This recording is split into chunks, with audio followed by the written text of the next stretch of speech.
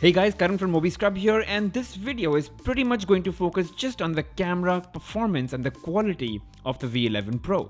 Now, Vivo has always been focusing on camera and music for its devices, and with every phone they release, they focus quite a bit on their camera's capabilities. Now with the V11 Pro, while they still have a dual camera setup at the back, they have come up with a 25 megapixel selfie camera and quite a bunch of AI-led capabilities that we will talk about. And in this video, I'll first take you through the samples that I've taken, and then we'll move into the camera interface, the camera software on the V11 Pro. Alright, so starting with pictures taken in broad daylight outdoors, I think the camera did a pretty decent job. It's a camera that belongs to a smartphone in the rupees 25,000 segment, which I think according to that, the camera did fairly well. Now the pictures are saturated. Now this is because the AI scene identification is turned on. So, all the colors that you see are really punched up. I mean, they're really just saturated. Now all of these shots were taken while these tires were moving, so I think it did a pretty good job. Now what I would ideally do, and I would recommend that you do, is when you get the phone, go into your settings and turn off the AI scene identification. I know they've been talking about scene recognition and all of that, but the pictures just come out so saturated that I would rather turn off, and I would have more natural looking pictures like this or like these, so you can see that they're not overly saturated. There's a clear difference in what you saw before the AI scene identification was turned off. And I think the pictures come out really well once you do that. Alright, and now moving into the low light capabilities of the camera. The camera does have an aperture of f1.8, which is pretty decent for a camera in this price range. And you can look at the pictures here. All of these are available for download, so go ahead, download them, open it up on your computer and see how they really look. Now, this is just dim lighting. It might look like a lot of lighting, but it's just dim lights. And I think for that also, the camera's done a pretty decent job.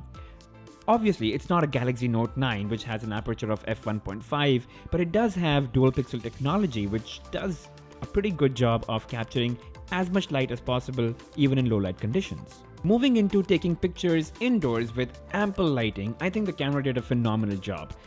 Pictures are really good.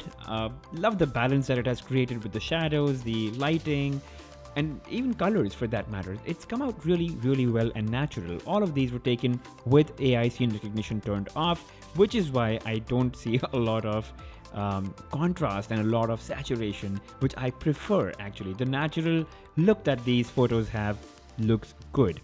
But again, you can turn it up, you can turn on AI scene identification, it'll add that punch and color if you really want it. But in this picture, specifically, it does look a little washed out for some reason. I mean, it's not as close to the reality that I saw. This turned out pretty well as well. And now moving into bokeh shots, they're also pretty decent. I mean, the camera does a pretty good job of creating a blurred background. So, your subject really stands out very well. I mean, you can see in this one as well, the flower is so much in focus and everything in the background is very nicely blurred. So yeah, I mean, it does a phenomenal job of doing that and creating that differentiation in the background and the subject. But sometimes it does lose onto detail, and when you zoom in, you can see that detail going into a loss. Now, just one feature that I'd like to highlight is it's got something called as portrait bokeh. Okay, so if you take your shot and then you click on portrait bokeh, it allows you to shift the focus and have that focus on elsewhere within the frame. So you can switch, and you can also manipulate how much blur do you want by adjusting the slider here. So you can change the aperture after you've taken the shot to create more blur or reduce it. And now coming to the front camera. I know it's got a whole bunch of settings that you can play with, and I'll talk about those settings a little ahead. But if you were to take just normal pictures without playing around too much, I think those came out pretty well. It's got a 25 megapixel front-facing selfie AI camera, so it does a good job.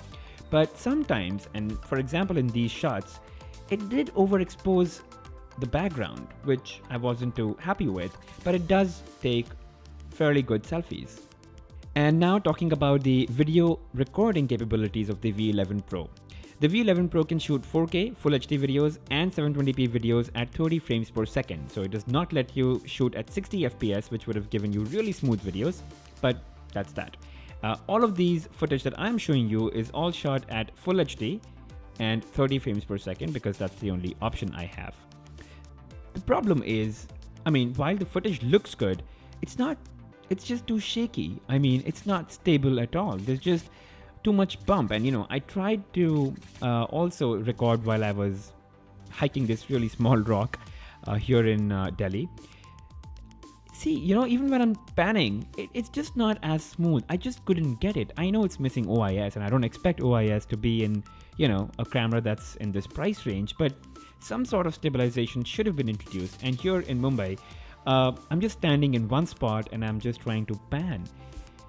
I have pretty stable hands and I can still see some sort of jerk in the footage itself, and that's not good. I mean, I would really prefer some sort of stabilization to be introduced through software optimization, if anything, to be able to do that. The footage looks good, but just not as smooth, and that ruins things a little. Now, let me also talk about the camera interface real quick. It is pretty similar to what we see in most camera interfaces now, including the iOS and the new Samsung phones. All the modes are up front. The one that you see right now are for the rear camera. So there's a default auto mode, and then you can move towards the right for videos and AR stickers. On the left, you have the AI face beauty mode, and that also lets you change a lot of things like skin tone, whitening, face reshaping, but in a natural way. Panorama mode, the professional mode, and the document mode for taking pictures of whiteboards and documents. Now, one thing that I really dislike about this interface is that I can't swiftly go through all of these modes. I have to go sequentially one after the other. But if, for example, in the Galaxy Note 9 that I have in front of me right now, I can quickly go through the modes and just leave them in the mode I want. If you flip the camera, you get access to some modes that are specific to taking selfies. Now, I'm not sure how much you might actually use these, but these are just fun to use, and you may use them a couple of times before you're done with it. And then there's AI face beauty that lets you morph your face in more natural ways. You can change your nose, your mouth, your eyes, and all of that. There's group selfie. And then if you go to the professional mode from here, it actually flips to the primary camera. So don't do that. I did that mistake a couple of times. Then you can go back to videos, right? So you can shoot front-facing videos as well. And then you can move into AR stickers. But I'm assuming that, if you really have to use these, you would rather do it directly in Instagram or Snapchat. I did try using them and it's just fun, just the once. So guys, that's all I had to say about the Vivo V11 camera. I think overall it does justify its price and it's nothing too great, but again, for its price, I think it does a pretty decent job. So let me know if you have any questions, leave them in the comment section below and I'll be surely answering them. Thank you for watching guys. Don't forget to subscribe.